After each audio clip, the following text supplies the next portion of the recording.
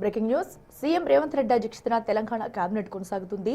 కేంద్ర ప్రభుత్వం నిర్దేశించిన జనగణన 2027 పై చర్చ చేస్తున్నారు. మే 11 నుంచి జూన్ 9 వరకు తొలి విడతగా ఇండ్ల గణన నిర్వహించేందుకు ఏర్పాటు పూర్తి చేశామని చీఫ్ సెక్రటరీ రామకృష్ణారావు తెలిపారు. హౌస్ లిస్టింగ్ కోసం కేంద్రం సూచించిన 34 ప్రశ్నల నమూనాను వివరించారు అధికారులు. ఇక అదే సమయంలో జీహెచ్ఎంసీ, జెడ్పీటీసీ ఎన్నికలపై కూడా చర్చ జరుగుతుంది.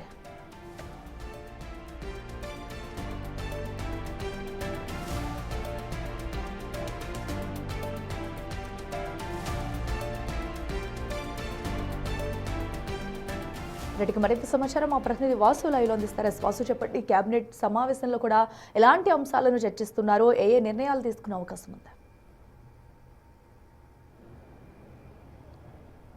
తెలంగాణ కేబినెట్ కొనసాగుతుంది. ముఖ్యమంత్రి రేవంత్ రెడ్డి అధ్యక్షతన మంత్రులందరూ కూడా హాజరయ్యారు. ప్రధానంగా తెలంగాణకు సంబంధించినటువంటి పలు కీలక అంశాలపైన చర్చిస్తూ ఉన్నారు. జిహెచ్ఎంసీతో పాటు జెడ్పీటీసీ, ఎంపీటీసీ ఎన్నికల నిర్వహణ ప్రధాన అజెండాగా ఈ కేబినెట్లో చర్చిస్తున్నారు. ఇక మరో కీలక అంశం, కేంద్ర ప్రభుత్వం తలపెట్టినటువంటి జనగణన అనేటువంటి 2027 సంబంధించినటువంటి ఆ ప్రక్రియను ఎలా పూర్తి చేయాలి అన్న అంశంపైన సమగ్రంగా మొదటగా చర్చించారు.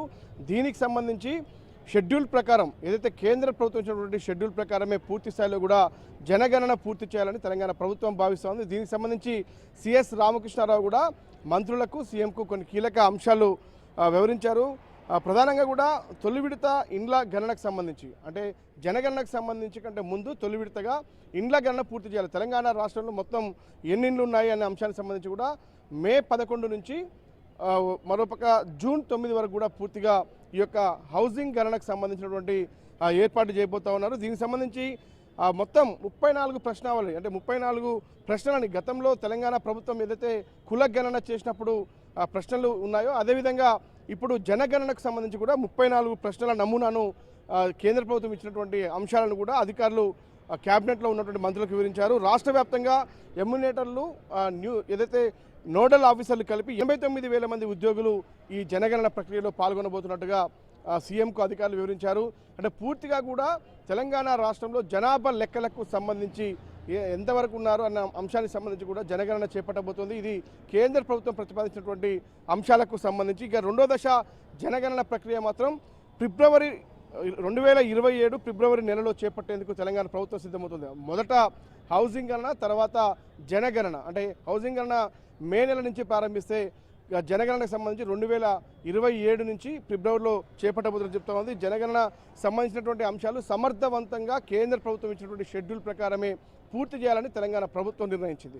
ఇక కేంద్ర ప్రభుత్వ జనగణన అంశం పక్కన పెడితే మరో అంశానికి సంబంధించి ఏదైతే జెడ్పీటీసీ, ఎంపీటీసీ ఎన్నికలతో పాటు జిహెచ్ఎంసీ ఎన్నికల నిర్వహణ అంశాన్ని ప్రధానంగా ప్రస్తుతం క్యాబినెట్లో చర్చిస్తున్నారు. 2 గంటలకు పైగా క్యాబినెట్ చర్చ కొనసాగుతోంది. ఎందుకంటే తెలంగాణ ముందుగా జిహెచ్ఎంసీ ఎన్నికలకు వెళ్ళాలా, లేదంటే ఎంపీటీసీ, జెడ్పీటీసీ ఎన్నికలకు వెళ్ళాలా అన్న అంశంపైన మంత్రుల అభిప్రాయాన్ని సీఎం తీసుకున్నట్టు తెలుస్తుంది. ఎందుకంటే ఇటీవల కాలంలో గ్రామ పంచాయతీ, మున్సిపల్ ఎన్నికలు జరిగిన నేపథ్యంలో కూడా ఎన్నికల నిర్వహణ కొంత భారంగా మారే అవకాశం ఉందన్న విషయాన్ని కొంతమంది మంత్రులు తమ అభిప్రాయాన్ని వెల్లడించినట్టు తెలుస్తోంది. మొదటగా జిహెచ్ఎంసీ ఎన్నికలకు వెళ్తే బాగుంటుందన్న అభిప్రాయాన్ని కొందరు మంత్రులు సీఎం ముందు వెల్లడించి తెలుస్తుంది. ఎందుకంటే స్థానికంగా ఇప్పటికే భారంగా మారినటువంటి ఎన్నికల ఏదైతే నిర్వహణకు సంబంధించి కూడా కొంత ఆలస్యం చేస్తే బాగుంటుందన్నటువంటి అభిప్రాయానికి వచ్చి తెలుస్తుంది. లేదా అసలు ఎంపీటీసీ, జెడ్పీటీసీ ఎన్నికల నిర్వహణ లేకుండా ఉంటే ఎలా ఉంటుందన్న అంశం కూడా ప్రస్తావనకు వచ్చినట్టు సమాచారం అవుతుంది. ఎందుకంటే జెడ్పీటీసీ, ఎంపీటీసీ ఎన్నికలు అనేది లేకుండానే నామినేటెడ్ పద్ధతిలో ఎన్నుకుంటే ఎలా ఉంటుంది అన్న అంశం కూడా పరిశీలించినట్టు తెలుస్తుంది. దానికి న్యాయ నిపుణుల సలహా కూడా తీసుకుంటున్నట్టు తెలుస్తోంది. న్యాయ నిపుణులు సంబంధించి రాజ్యాంగపరమైనటువంటి చిక్కులు జెడ్పీటీసీ, ఎంపీటీసీ ఎన్నికలు నిర్వహించకుండా ఎంపీపీ, జెడ్పీ చైర్మన్ను నేరుగా ఎన్నుకుంటే ఎలాంటి పరిణామాలు ఉంటాయి, అవకాశం ఉందా లేదా, ఇది రాజ్యాంగ సవరణ ఏం చెప్తుంది అన్న అంశానికి సంబంధించి పంచాయతీరాజ్ చట్ట సవరణను కూడా పరిశీలిస్తూ ఉన్నారు. కేంద్ర బిల్లులకు సంబంధించినటువంటి అంశంలో కూడా ఏ విధంగా ఉంది చట్ట సవరణ అనే అంశానికి సంబంధించి కూడా పరిశీలిస్తూ ఉన్నారు. అది ఎంతవరకు సాధ్యమవుతుంది, సాధ్యాసాధ్యాలపైన కూడా చర్చించడం తెలుస్తూ ఉంది.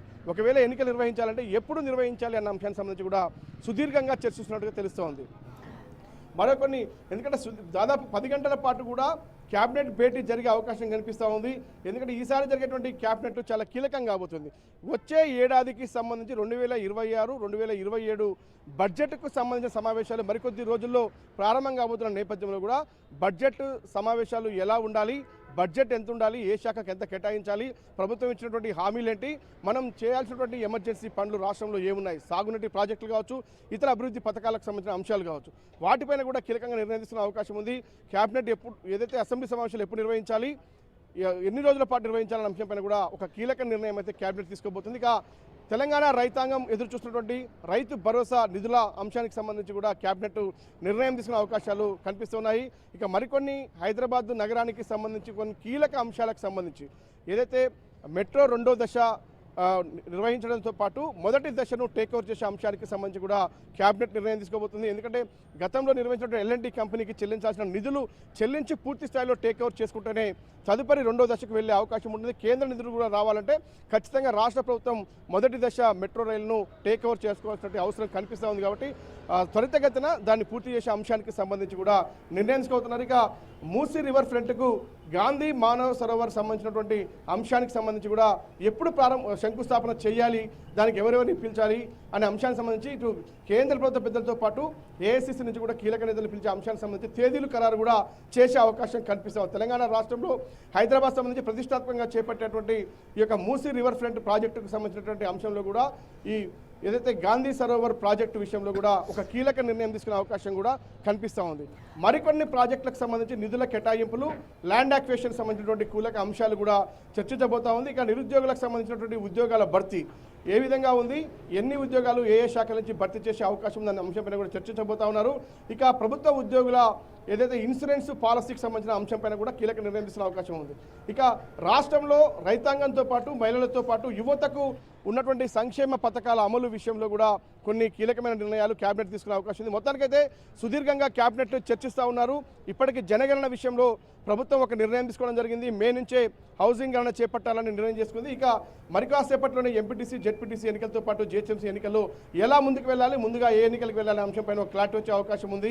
ఇక రైతు భరోసా సంబంధించిన నిధుల విడుదల కూడా ఒక క్లారిటీ వచ్చే అవకాశం అయితే కనిపిస్తూ ఉంది. ఇక అంతిమంగా ఏదైతే అసెంబ్లీ సమావేశాలు బడ్జెట్ సంబంధించి ఏ రోజున ప్రారంభించాలి, ఎప్పుడు క్లోజ్ చేయాలి, ఎన్ని రోజులు నిర్వహించాలనే అంశంపైన ఒక క్లారిటీ రానుంది. మొత్తానికైతే అసెంబ్లీ సమావేశాల విషయంలో నిర్ణయించిన తర్వాత మనం చూసుకున్నట్టయితే జనగణ ప్రక్రియ ఎలా ఉండబోతుందని అనుకోవచ్చు. సో ఎప్పటిలోగా కంప్లీట్ చేసే అవకాశం ఉంది. అండ్ అలాగే ఎలక్షన్ కి సంబంధించి కూడా ఇప్పుడు జరిగే సమావేశంలో ఫైనల్ డిసిషన్ తీసుకునే అవకాశం ఉంటుంది అనుకోవచ్చా? అండ్ అలాగే ఈ రోజు ఎలాంటి నిర్ణయాలు వెల్లడించే ఛాన్స్ ఉంది అనుకోవచ్చు?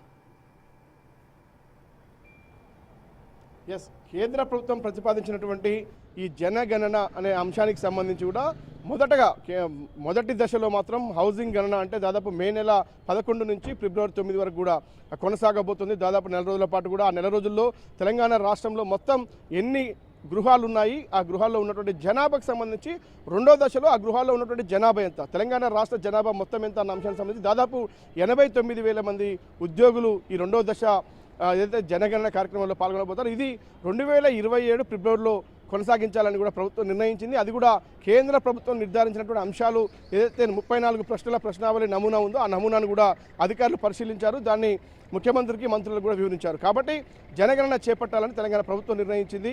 అది త్వరలోనే మేలో ప్రారంభిస్తుంది. ఇక పూర్తి స్థాయిలో కూడా వచ్చే ఏడాది 2027 ఫిబ్రవరిలో కూడా ప్రారంభించబోతున్నారు.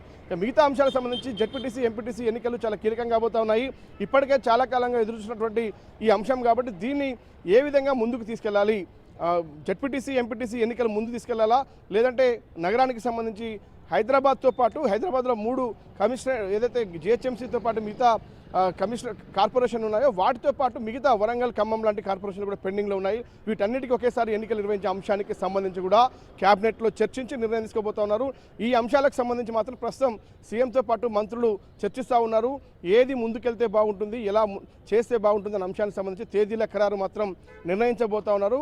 ప్రధానంగా క్యాబినెట్ అనేది ఈరోజు బడ్జెట్ అసెంబ్లీ సమావేశాలు అనేది చాలా కీలకంగా అవుతుంది. ఎందుకంటే 3,15,000 ఏదైతే కోట్లతో కూడా బడ్జెట్ ఉండబోతున్న నేపథ్యంలో భారీ బడ్జెట్ దిశగా వెళ్తున్నటువంటి నేపథ్యంలో కూడా ఏ శాఖకు ఎంత కేటాయించాలి, ప్రభుత్వం ఇచ్చినటువంటి హామీల ప్రకారం అవి పూర్తి చేసే అంశానికి సంబంధించినటువంటి విషయంపైన కూడా పూర్తి స్థాయిలో కూడా కేబినెట్ అయితే చర్చిస్తూ ఉన్నారు.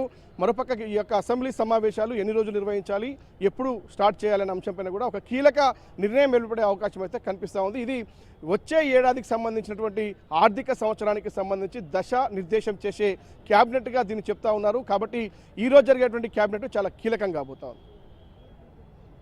Vasu thank you.